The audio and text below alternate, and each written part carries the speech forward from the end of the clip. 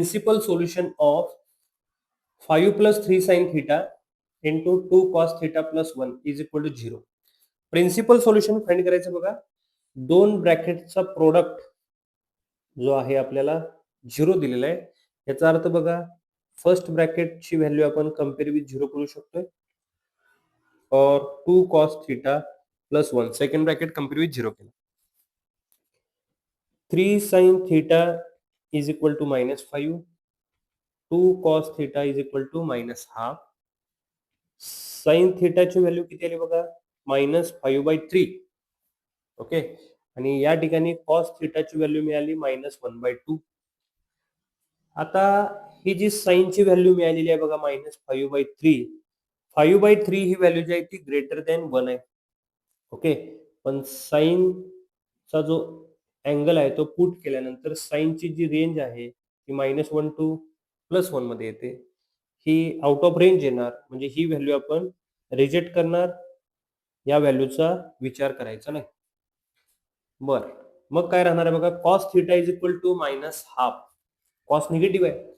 Okay, आणि principal जे solution असतंय ते तुम्हाला 0 टू 2 पाय पर्यंत व्हॅल्यू काढायचे. ओके, तर आता कॉस निगेटिव्ह कुठं आहे बघा, कॉस निगेटिव्ह आपल्याला second quadrant and third quadrant मध्ये भेटणार. ठीक आहे, प्रिन्सिपल सोल्युशन फाइंड करताना आपण अलर्ड अँगलचा एक्स ऍक्सिस वरचाच फॉर्म्युला यूज करू शकतो.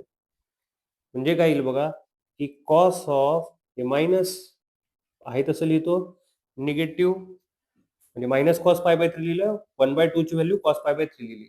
कॉस मायनस पाहिजे.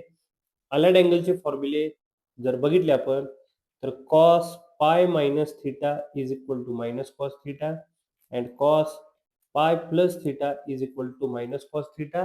म्हणजे आपण ही व्हॅल्यू अशी लिहू शकतो का बघा, cos pi minus π/3 cos 2 pi pi plus π/3 is equal to minus cos π/3. Okay, बरोबर ना.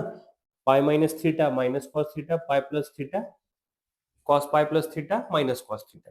म्हणजेच cos theta is equal to हे cos pi minus π/3 that is 2 π/3, पाय प्लस π/3 कॉस 4 π/3.